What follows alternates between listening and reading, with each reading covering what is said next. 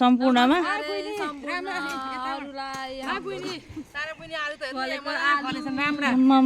त्यही तुमिनटारमा आलु कत्रो कत्रो फलेछ है कत्रो कत्रो आलु फल्दो रहेछ है पहिले हाम्रो तुमिनटारमा पानी हुँदैन थियो र आलु हुँदैन थियो है तर अब अहिले तुमिनटारको आलु त बाफ्रे दिनेले यहाँ फेरि खनेर सक्यो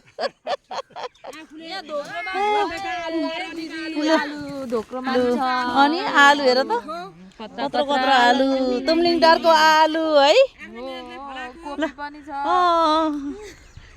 साइली भाउजू हाम्रो तारा हेर यी कोपी हेर कोपी कोपी कति राम्रो राम्रो कोपी रहेछ है ल है ल है ल है ल है सम्पर्क गरौँ है खाने व्यक्तिले हामीसँग तुमिनटारमा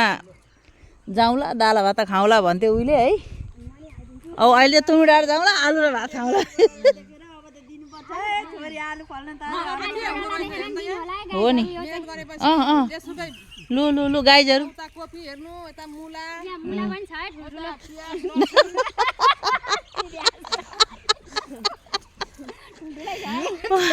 उहिले तुमिनटारमा छोरी दिन मान्दैन थिए अरे है थिएन नि थिएन एकदमै थिएन थिएन कति हरियाली होइन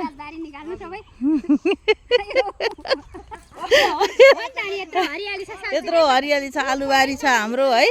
म केही बोलिन है गर्दा के हुँदो रहन्छ त होइन ल गर्दा के हुँदो रहन्छ त ल हेर कस्तो राम्रो छ एकदमै तुमिनटार हरियाली छ पहिले सुक्खा हुन्थ्यो भने अहिले हरियाली छ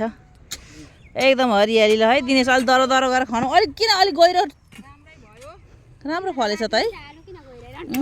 त्यही त है हो मकै नि भयो नि त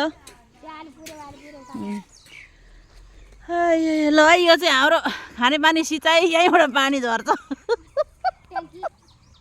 खाने सिँचाइको ट्याङ्की हाम्रो यो यही सिँचाइको पानीले चाहिँ यो आलु फलेको यही सिँचाइको पानीले यो आलु फलेको यो यहाँ यो कोपी फलेको यो सिँचाइको पानीले ल हेर्नु होला ल है त सबैले हेरेर लाइक कमेन्ट सब्सक्राइब गर्न नबिर्सिनु होला हामी चाहिँ तुमिनटारबाट है यो